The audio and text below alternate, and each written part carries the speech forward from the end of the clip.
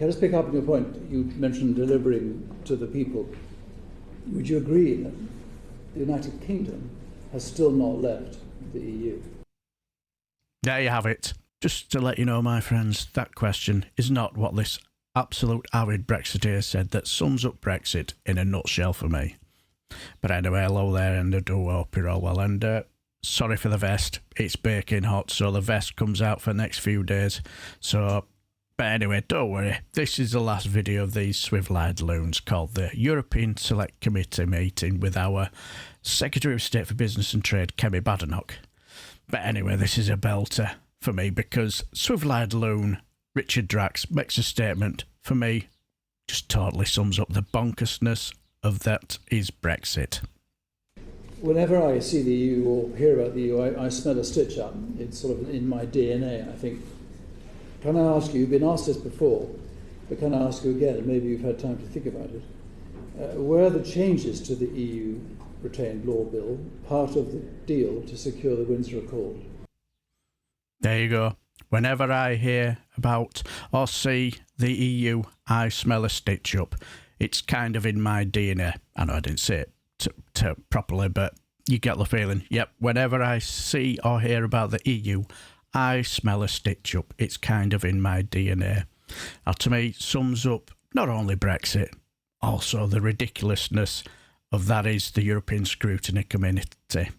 Because let's be honest, what's the point of scrutinising something that you already have a deep-seated mistrust of before you even start the scrutiny? You've got the other loons like Bill Cash and David Jones, absolute batshit bonkers, aren't they? No, not at all. This honestly, it was one official, one SPAD, and me sitting down and thinking, how can we do this? Windsor Framework had nothing to do with it. I wasn't involved in the Windsor Framework. It's a question that Greg asked. I think it was Greg who asked in the Commons. And what I would say, Richard, is yes, that sometimes it can be conspiracy, and we are politicians. We all conspire one way or another. But on this, I think you just have to trust me. You just have to trust me that I know what I've seen, and I want this thing done as well as it possibly can be, given the time that we have. But it didn't have anything to do with Windsor Framework.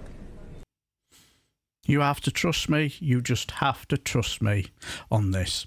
Secretary of State, you are talking to a swivel-eyed loon extremist who has just come out with a loony statement saying, whenever I see or hear about the EU, I smell a stitch-up. It's kind of in my DNA. I think that statement will fall on deaf ears with this complete, utter bell tap. Can I just pick up on your point? You mentioned delivering to the people. Would you agree that the United Kingdom has still not left the EU? There you have it. These people are absolutely bonkers out there. Certified nut jobs. I have said this before, and I'll probably say it again. I thought you knew what you're voting for.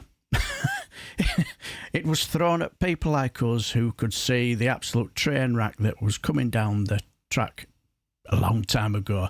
And these swivel-eyed loons will never be satisfied, will they? No Brexit will be hard enough, good enough, or brilliant enough, or whatever. They are completely off their chomps, are they?